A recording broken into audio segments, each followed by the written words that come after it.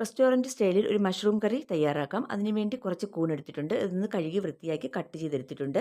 ഇനി ഒരു പാൻ അടുപ്പത്ത് വയ്ക്കുക. അതിലേക്ക് വെളിച്ചെണ്ണ ഒഴിച്ച് കൊടുത്തിട്ട് ഇതിലേക്ക് ഒരു മീഡിയം സൈസ് സവാളയും കുറച്ച് ക്യാപ്സിക്കവും അരിഞ്ഞ് ഇതിലേക്ക് ഇട്ട് കൊടുക്കുക. എന്നിട്ട് വഴറ്റിയതിന് ശേഷം നമ്മുടെ മഷ്റൂമും കൂടി ഇതിലേക്ക് ഇട്ട് കൊടുത്തിട്ട് ആവശ്യത്തിന് ഉപ്പും ഇട്ട് അടച്ച് വെച്ച് 5 മിനിറ്റ് വേവിച്ചെടുക്കുക. ഇനി ഇതിലേക്ക് 1/4 ടീസ്പൂൺ മുളക് പൊടിയും കുറച്ച് കെച്ചപ്പും കൂടി ചേർത്ത് ഒന്ന് ഇളക്കി മാറ്റി വയ്ക്കാം. വേറൊരു പാനിൽ 1 ടേബിൾ സ്പൂൺ ബട്ടർ ഇട്ട് കൊടുത്തതിന് ശേഷം കുറച്ച് വെളുത്തുള്ളി ചെറുതായി അരിഞ്ഞത് ഇട്ട് കൊടുക്കുക. അതിനുശേഷം 1 ടേബിൾ സ്പൂൺ മൈദയും കൂടി ഇട്ട് കൊടുത്ത് ഒന്ന് ഇളക്കിയതിന് ശേഷം ഇതിലേക്ക് 1 കപ്പ് പാലൊഴിച്ച് കൊടുത്തിട്ട് നന്നായിട്ടൊന്ന് തിക്കാവുന്നവരെ ഇളക്കി കൊടുക്കുക. അതിനുശേഷം വേവിച്ചെടുത്ത മഷ്റൂമും ഇട്ട് കുറച്ച് കുരുമുളക് പൊടിയും കുറച്ച് ചില്ലി ഫ്ലേക്സും ഇട്ട് കൊടുത്ത് നന്നായിട്ടൊന്ന് തിളപ്പിക്കുക. എന്നിട്ട് വേറൊരു സെർവിംഗ് പ്ലേറ്റിലേക്ക് നമുക്കിതൊന്ന് മാറ്റാവുന്നതാണ്. വളരെ ടേസ്റ്റി ആയിട്ടുള്ള ഒരു റെസ്റ്റോറൻറ്റ് സ്റ്റൈലിൽ വെക്കുന്ന ഒരു മഷ്റൂം കറിയാണ് ഇത്.